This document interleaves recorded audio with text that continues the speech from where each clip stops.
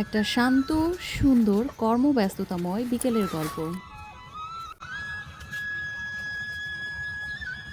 গ্রামীণ জীবনের এই নির্মল আর শান্ত পরিবেশ আমাকে সবসময়ই মুগ্ধ করে।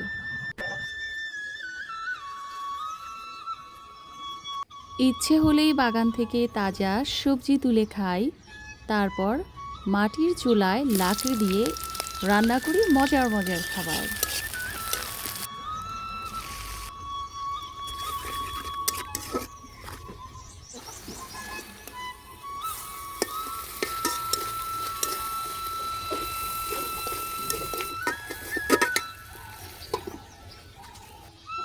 বাড়ির উঠানের এক কোণায় মুরগির ফার্ম থেকে সংগ্রহ করি দেশি মুরগির ফ্রেশ ডিম।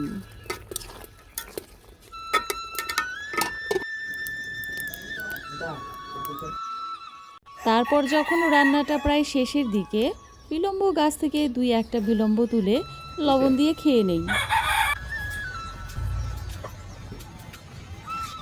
গাছে গাছে তাজা ফল আর এর একটু একটু করে বেড়ে ওঠার সৌন্দর্য দেখে আমি অভিভূত হই।